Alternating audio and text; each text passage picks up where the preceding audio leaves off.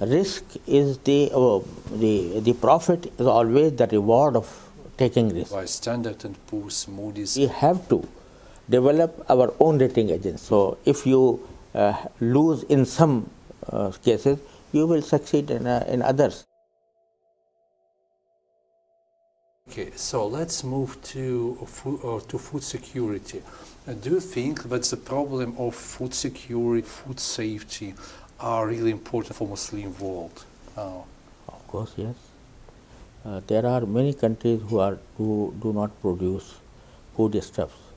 Agricultural products are very, in some countries there is no agricultural product. Obviously, every country needs food. So, therefore, the security of food is a basic need of all countries, not a particular country. I do have a feeling, because of course some Muslim countries are relatively more wealthy, some Muslim countries are relatively more poor. Do you have a feeling that wealthy Muslim countries really want to help poor Muslim countries to provide their food security, something like Muslim solidarity, or not? Yes, of course, there is basic need, direction of our Sharia of Islam, that the poor, the wealthy should help the poor. So Islam, as I told earlier, that the Holy Quran says that the wealth should not be rotating between the rich only. So therefore, the countries who have rich people, they should help the poor countries, and they should perform their duty in that regard. But unfortunately, the profit motive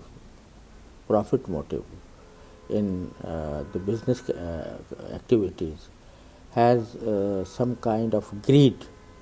So unless we remove this greed and understand the needs of the poor, then we cannot be fulfilling our duties. The rich countries should be providing food to other countries, either as a charity at reasonable price. Justice Usmani, here in Russia or in some countries where Muslims are in minority, they criticize Islamic finance from the point of view that something like it. Look, in Islamic countries where almost all are Muslim, like Saudi Arabia or like even Pakistan, because I visited Pakistan twice, the majority of population or of Muslim population use conventional banking, or at least they use conventional banking and Islamic banking at the same time. So I saw a lot of people in Pakistan who have at the same time accounts in conventional banks or in Islamic bank. Why do Muslims do so? And because in my opinion it undermines trust to Islamic finance in non-Muslim countries, because people in non-Muslim countries says that, look, even Muslims use conventional banking, why should we use Islamic bank? In fact, this trend is gradually, the trend of going to Islamic banks is increasing day by day, and the fact that still they are 15% in Pakistan, for example, the reason is not that Islamic banks are not bringing profit or are competitors for. But the real reason is that the Islamic finance is not the people are not educated according to the what Islamic finance means. You know that in all countries, Muslims or non-Muslims, they have been educated in a system in which there was no place of Islamic finance at all. So their mentality is to follow what is what is rampant in the society. So therefore, the reason is not that Islamic banks are not competent. They are very competent, and this is reflected by the rate of growth of Islamic banks. Islamic banks are growing more speedily than the conventional banks, even in Muslim countries. But the problem is that the mentality of those who are in power, they have been trained in the existing system, conventional system. So therefore, they are very fearful whether we will succeed or not. So therefore, they are not converting the whole system into the Islamic one, but they are gradually proceeding towards that end. And sometime it was 6% or 7%. Now it is 15%. In Saudi Arabia, maybe around 80%. In some other countries, maybe 100%. For example, in Sudan, in Libya, we can explain the Islamic finance to the people. So, and I think that the rate of growth will increase day by day, inshallah. Justice Usmani, one more reason why people reject Islamic finance, in my opinion, is that they believe that Islamic finance is a little bit more expensive compared to conventional banks as a source of funding, because people for their own business try to attract as cheapest funding as possible. How can you respond to this argument? This is not factually. This is not correct. In fact, that all Islamic banks or Islamic financial institutions are charging more than conventional banks, or they are more expensive. In some cases, there is a difference between conventional. The basic reason for that is that for example, if we take murabaha financing, you know that murabaha financing. So murabaha financing, the rate is not fluctuating. The rate is fixed. So and the term of finance is much more. So therefore, instead of charging a little price in the lesser price at the outset, they take the whole period in consideration in murabaha. But in ijara, in other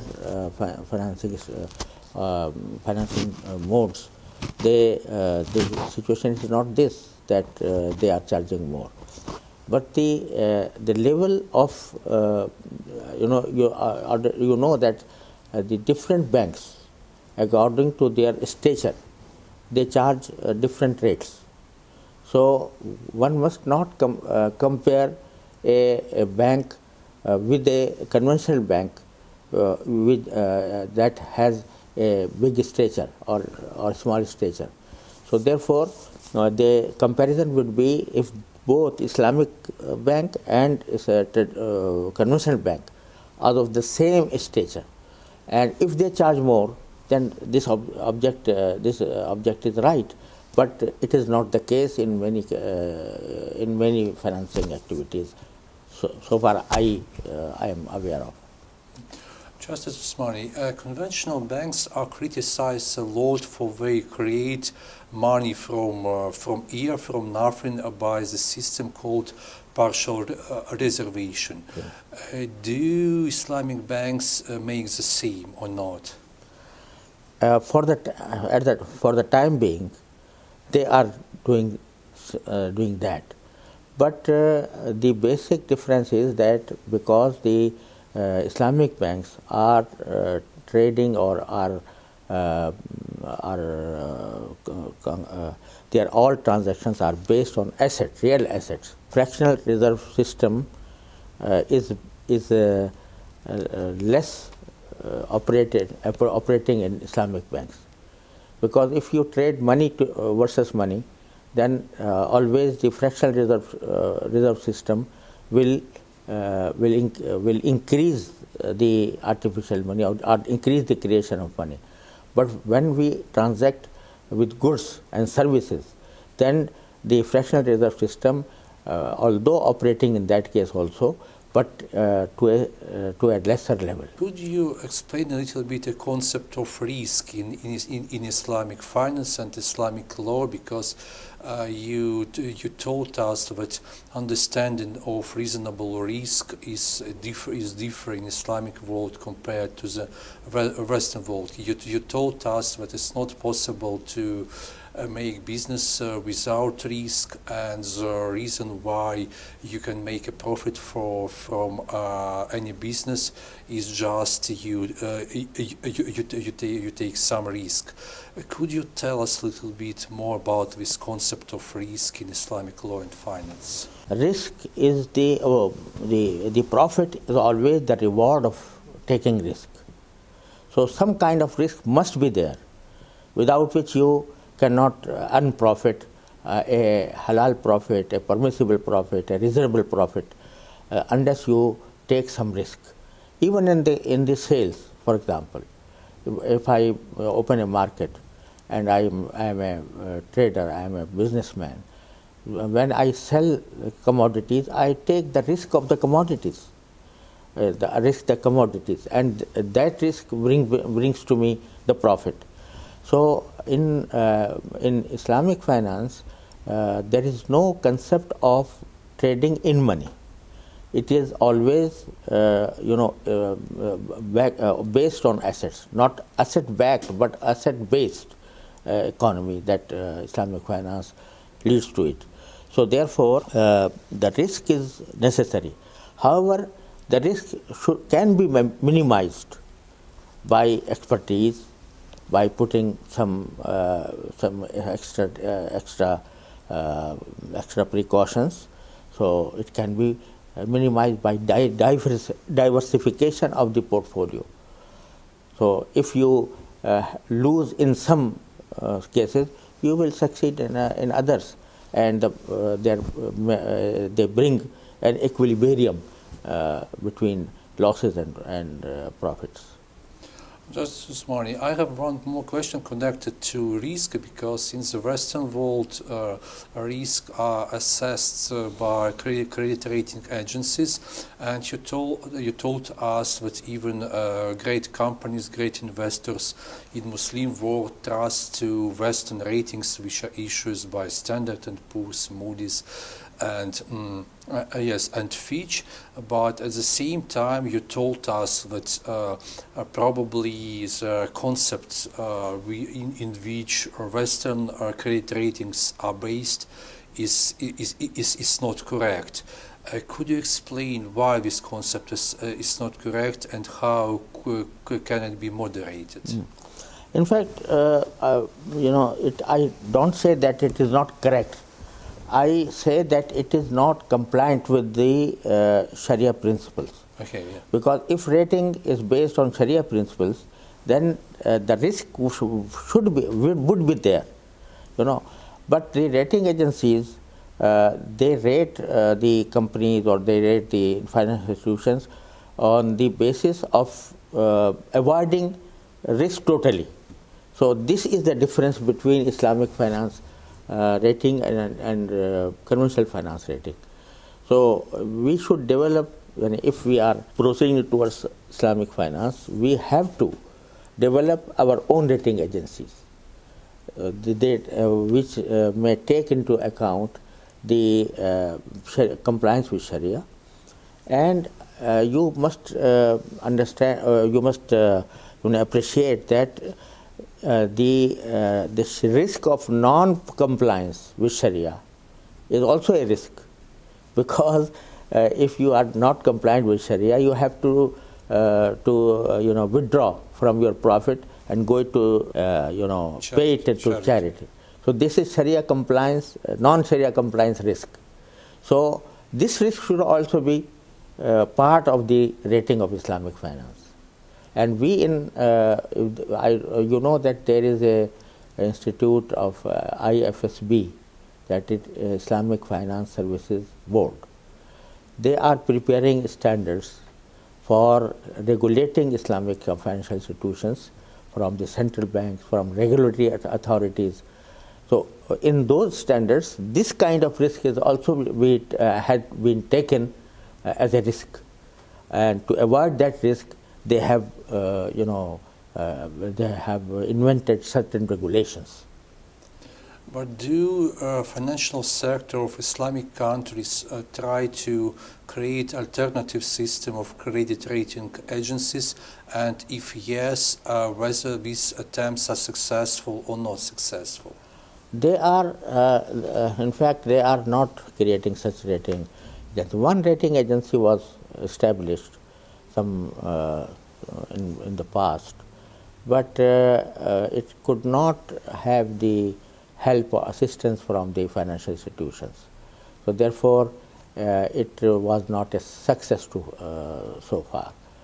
Although it is existing, yet it is not working.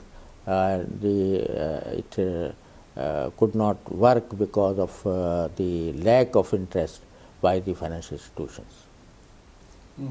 Justice Usmani, if I would like to ask to give you some advice for our future AgroFinMost project, because de facto it can be structured by two alternative ways or by combination of two alternative ways, because on the one side, one option is to create a partnership with Islamic partners like Musharaka, for example. And alternative is not create such partnership, but just issue bonds like for example, Sukuk Salam. For example, it's possible to issue bonds at the stock market of the one of Gulf countries. But which option is better, is more attractive in your opinion, or we should combine both these two options? And in my opinion, the joint venture is the best option from Sharia point of view. And also, in joint entrepreneurship, the sukuk holders will be more benefiting than in debt-based sukuk.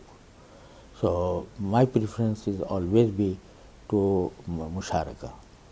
But if it is not practicable for some reason, then there may be a combination of the two. Justice Usmani, when investors from non-Muslim countries try to attract investments from Muslim investors, what are the typical mistakes why companies cannot attract these such investments? What typical mistakes do they do at Islamic markets? In Islamic markets, attract money. Yes, definitely. For investment. Yes, definitely. There are many factors, political factors, bilateral relations, etc. So, if the people are confident that our investment will be successful, then they will be attracted. So, like I said, that with regard to Russia, there was a concept that they were reluctant to invest in Russia because they were not confident whether their investment will bring fruit or not. So, but alhamdulillah, now your policies, Russia's policies are now opening the windows, opening the channels. So, I think inshallah it will be in future we may hope that the people are interested and investment in Russia, inshallah. You told us that you are a lot of criticized by some American scholars. Yes, of course. Why do they criticize you? This question should be asked from them. why are they criticizing me? But basic reason is that many of them do not want Islam to be presented in an acceptable form. So they are against Islam. They feel that Islam is their enemy, or they feel that Islam is the name of terrorism, etc. So this is some kind of propaganda that has been raised. But at the same time, even in US, there were people who, alhamdulillah, wrote in favor of Islamic finance, or in my favor. It was this George Washington University for the first time that he named me as a in 500 of top 50 in top 6 and top 6 top 60 50 of influential persons, and there were many articles written by those who have studied Islamic finance, studied my books. So there was also a praise from them towards me, and many articles in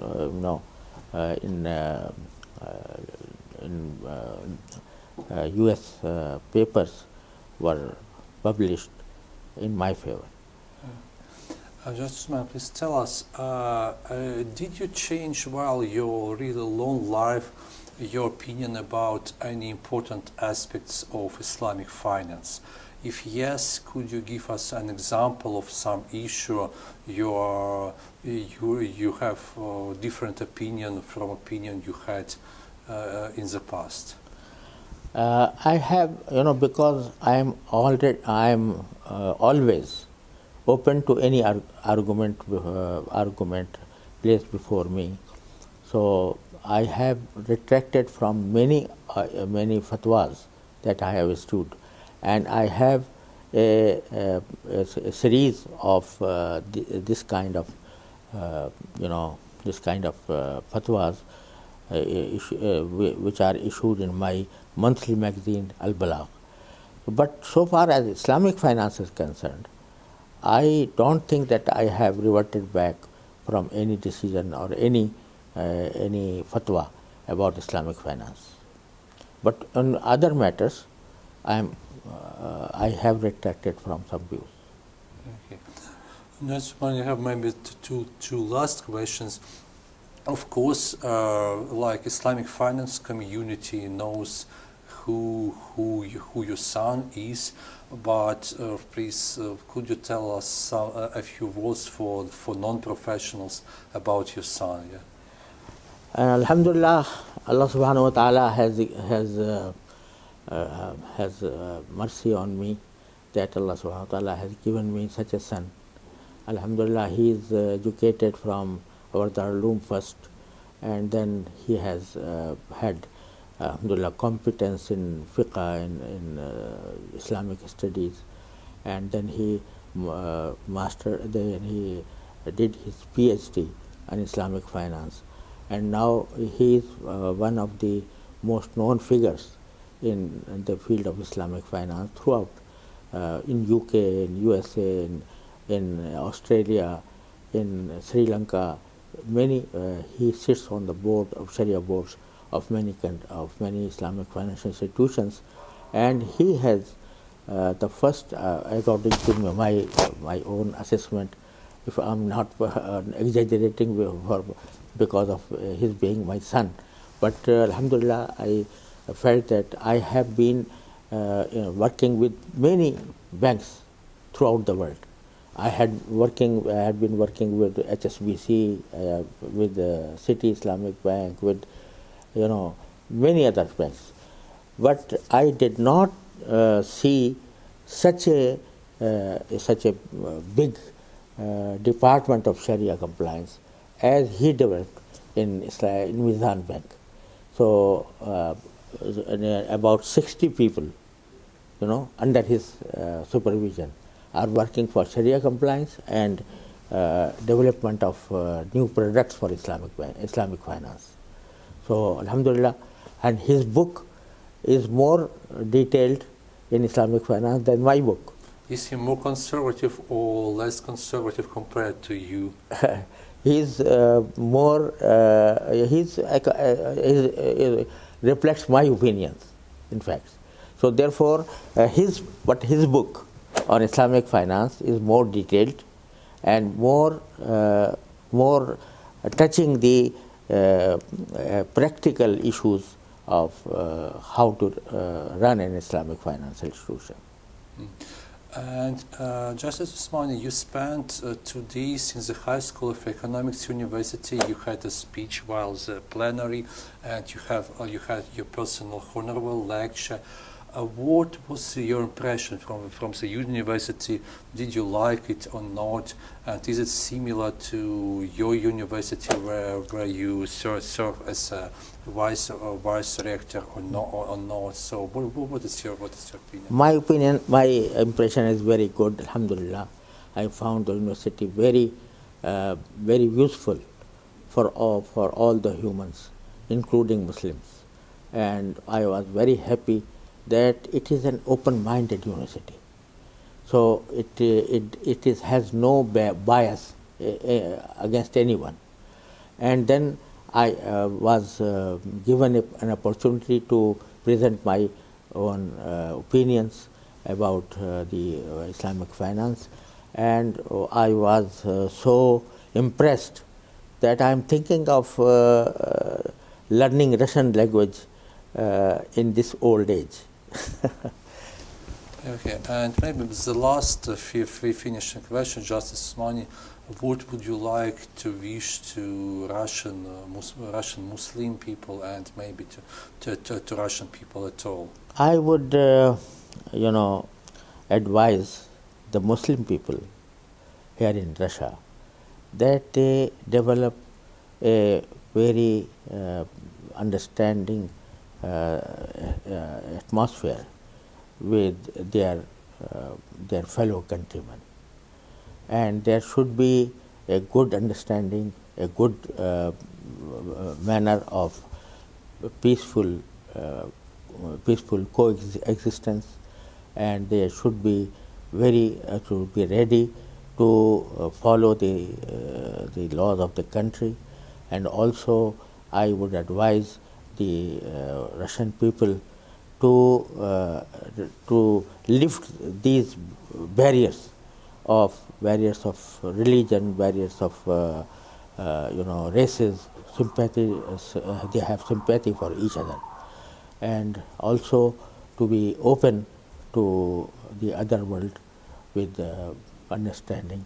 Inshallah, it will develop good relations between the countries, between the different parts of the country. Just want to thank you so much for the interview. I know that you're the second time in Russia, but I believe that you will come to us the third time, the fourth time, the fifth time, for both business as a member of our council and even for non-business issues as just our friend. Thank you. Inshallah, so much. Thank you very much. I would be very grateful for this kind of hospitality, and inshallah I hope if I live long, then I will have some opportunity to come to Russia again. Okay.